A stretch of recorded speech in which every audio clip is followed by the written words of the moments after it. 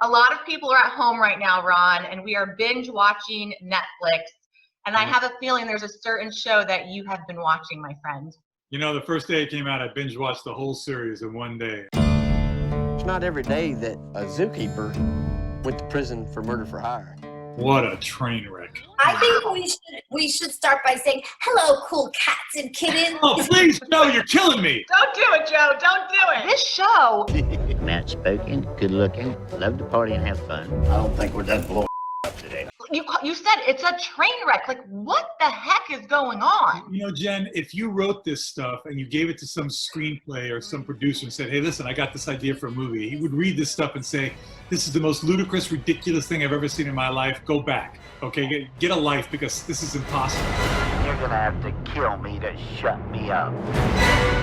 What they do in exploiting animals in the name of conservation, which is just atrocious.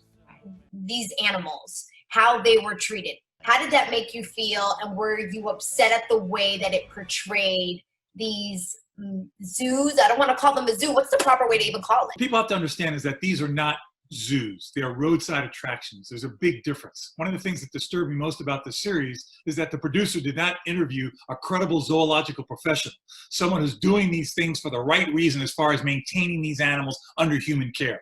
To do this and to have animals, to watch these people rip baby animals away from their mothers just to exploit them, to take pictures, to make money, was sickening to me. And oftentimes when they get too big, where they can't make money for the owner anymore, they get put away, destroyed, or killed, and it's horrible.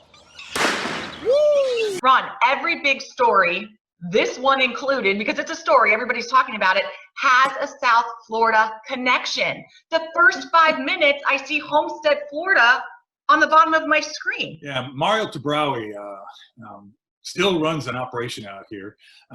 He was a big zoo importer, zoological imports, he called this institution back then, brought in a lot of animals. I knew Mario back then. As a matter of fact, I worked for him more than 30 years ago, working with animals. For any reasons, do the zoos buy and sell or do anything with these side operations that are going? Because there has to be some type of connection. Zoos now never work with those types of sanctuaries. Zoos do not buy animals from these types of places, these roadside attractions.